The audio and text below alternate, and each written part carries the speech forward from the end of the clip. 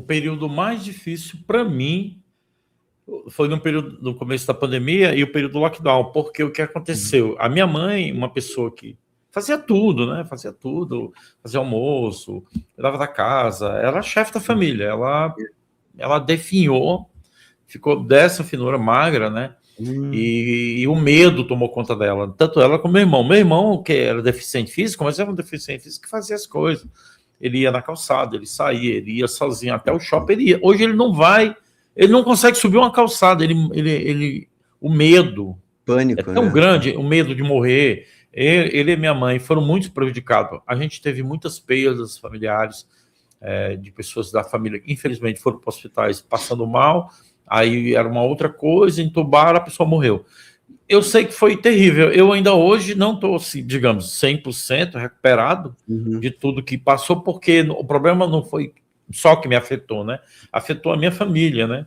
E aí, quando afeta quem você ama, aí meio que é um prejuízo. Assim como você, né, Luciano? A gente conversava muito sobre isso. A gente era muito perseguido, mas a gente se permaneceu firme. Uma das coisas muito importantes que eu quero falar aqui, que eu acho que cabe, é que nesse período as instituições religiosas, né, a Igreja Católica, os pastores, a doutrina espírita, todo esse meio, eles sumiram. Eles sumiram, eles não tinham nada para falar. E o que eles diziam era apenas que ouvisse o que o governo estava dizendo, seguisse a cartilha, né, dos trevosos, e infelizmente perderam a credibilidade e perderam milhares de seguidores. Aí o que foi aconteceu? Quando isso passou, essa fase, né, lockdown, que veio as ninas, aí a gente veio eles defendendo defendendo com todas as forças as ninas, e aí as ninas começaram a criar problema. Eu cheguei a ouvir de uma pessoa, eu não posso falar o nome, muito famosa, muito conhecida, que falando assim, não, que as ninas foi orientada pelos pleiadianos. Meu Deus do céu, assim, que loucura. Eu disse assim, onde é que nós estamos?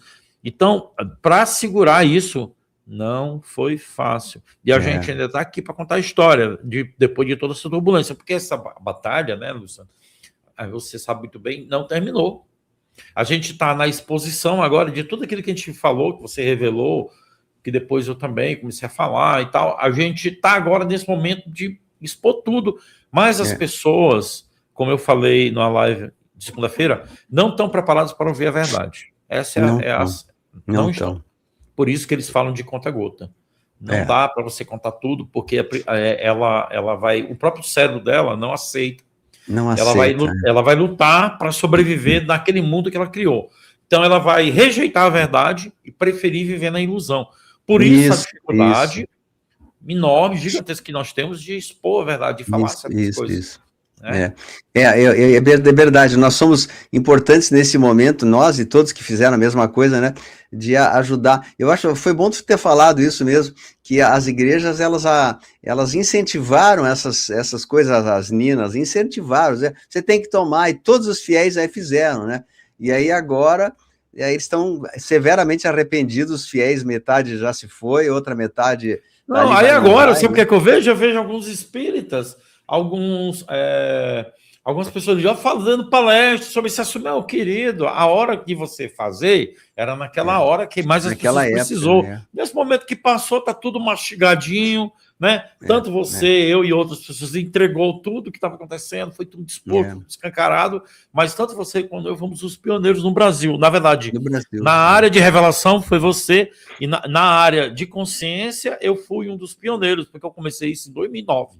Só que eu só vim aparecer em 2017, 2018, quando a gente começou a ouvir toda essa confusão, porque isso é um plano de muitos anos, né, Luciano? Pois é verdade. O plano do quê? É de muitos anos, é da época lá de 1960, né? Abraham Lincoln, se não me engano. Porque o Abraham Lincoln identificou que uma sociedade secreta, tipo um sindicato, ele estava eliminando lideranças e assumindo lideranças em algumas nações. Naquela época ele identificou isso, depois ele foi assassinado. Aí aconteceu a mesma coisa com Kennedy, depois houve essas tentativas até com o presidente Trump. Então, na verdade, o que nós entendemos é o seguinte, o mundo tem uma mão trevosa que meio que articulava, governava, usava os governos e outras coisas, e uma mão que ela não é humana, né? Não humana, Não né? humana, Ela né? é alienígena, ela é uma reptiliana, digamos assim, né? É bem isso aí mesmo, né? E é muito A gente louco da está gente vendo. entender. Oi, pode falar. Então, assim, Paulo, mais uma vez, né, eu digo, eu acho que a gente tem algum chamado espiritual muito forte por ter acreditado, né, e seguido contra todo o fluxo da maré, e por isso que a gente tem sido assim, as pessoas dizem, o Paulo Cassiano é muito legal, eu acredito muito nele, eu também, porque a gente não se deixou abater pelo medo, a gente E foi em não saímos frente, da né? linha, né? A gente Não saiu da linha, né? manteve esse trabalho e com muitos ataques. Aí tem algumas pessoas que eu acho engraçado, até falei na live passada, que aí você lança um curso, ou lança uma palestra, ela critica, já vai vender as suas palestras, já vai falar suas coisas. Nem o seu trabalho você pode fazer, quer dizer, a pessoa não pode falar do seu trabalho. É uns absurdos, assim, umas coisas meio imbecis que a gente ouve. Mas aí a espiritualidade já tinha me dito, olha, você vai enfrentar muitas coisas. Olha uma coisa interessante. Em 2016, eu estive em Canoas. Fazer um evento em Porto Alegre. É esse que eu fui, esse que eu te visitei lá, estava lá em Canoas também. Não sei se foi 2016 ou foi 2017 que tu teve lá, eu não lembro. Aí o que foi aconteceu? Uma pessoa que era daí, que estava fazendo um curso com o Érico Rocha, na época, que é o grande cara do lançamento no Brasil, né? Uma pessoa que estava fazendo, aí ela queria me lançar. Ela disse assim, vamos lançar, professor, um curso, vamos fazer isso. Eu, não quero aparecer, não quero aparecer. Aí ela comentou num jantar com a esposa assim, poxa, se o Cassiano tivesse sido lançado na época que eu chamei ele, que era 2017, hoje ele era milionário. Porque o Bruno Gimenez, que é muito conhecido aí, né? Que faz trabalho aí da Serra, Luz da Serra, né? Sim, a Luz da Serra, e outros, né? Como a própria Elane Ori, várias pessoas, eles não tinham o trabalho que eu já tinha, né? Eu já tinha autoridade na época. Só que eu não quis aparecer. Aí o que foi que aconteceu? Passado todos esses anos, depois que eu vim para o YouTube, agora, depois desse tempo todo, passados 10 anos, agora que eu estou indo para o lançamento. Agora eu vou aparecer mesmo. Agora eu vou aparecer nos podcasts, como você está aparecendo, que você até me falou, né? Teve um podcast que deu 10 milhões, não foi? Teve uns aí que deu milhões, não sei quanto aí, né? Para você ver que esse assunto que você já falava lá atrás, ele tinha uma visibilidade muito grande. Só que agora ele está na ponta, na crista da onda, né? Porque ele é a pauta mundial. Quando você fala, milhões de pessoas. Então agora mais pessoas estão vendo, mais pessoas estão assistindo. Tanto que eu falei até para ti, Luciano, está na hora de tu lançar alguma coisa, tal, porque já tem muita gente querendo isso, né? Pedindo por isso, inclusive, né? Eu lancei um curso que chamava Revelações da Era de Aquário, né? Que é todas essas revelações e tal. Então eu já tenho alguma coisa, mas eu sinceramente, eu não estou preocupado muito em fazer assim dinheiro e tal. O que eu quero, eu sempre me preocupei, eu sei que parece uma utopia falar, mas eu me preocupei em ajudar as pessoas. Eu quero que mais pessoas despertem. Eu queria muito ver assim milhões de pessoas acordando desse sonho. Nem que para isso não me beneficie, mas assim, o meu grande sonho de consumo é ver as pessoas acordando e dizendo, gente, tu tem razão, olha, eu despertei, eu larguei aquela crença antiga. Então é isso que eu gostaria de ver, e felizmente está acontecendo isso, né? Exatamente. Eu vejo cada vez mais. Eu vejo que hoje, sabe, Luciano, toda aquela semeadura, né, naquele período difícil, essas sementes surtiram efeito. Eu mesmo vejo pelos alunos, assim, pelas pessoas que eu conheço que seguem os canais, que ouvem ou que estão fazendo algum tipo de formação ou seguindo o nosso trabalho, que elas acordaram. E esse grupo, ele é a força energética propulsora para despertar mais pessoas, sabe? Exato, isso né? É o que eu vejo. Eu acho, Paulo, tem que. O pessoal fala muito assim que cada um de nós é um pequeno foco de luz no planeta, né? Cada um de nós é um foco que está trazendo a âncora de luz. Aí os seres divinos, eles se utilizam de pessoas que estão aqui com a cabeça aberta para multiplicar, para expandir. Então, nós somos muito importantes. Eu sempre digo para o meu povo, pessoal, mesmo que você seja uma pessoa dentro da sua casa, que não tenha canal, você é um foco de luz no planeta e a gente tem que manter esse foco, porque as trevas, elas estão sendo sufocadas, e chegaremos ao dia em que a gente vai ver essa vitória mais expressiva, ou seja, através do EBS, né, que eu acho que seria o dia final do grande prêmio que a gente vai receber, ver na tela da televisão as pessoas falando tudo aquilo que nós já falamos há tantos anos, É verdade. E a gente vê. Então, eu acho que nós vamos chegar a ver esse dia aí, com certeza, né? E não deve estar longe. Agora, Paulo, deixa eu te devolver uma pergunta, né?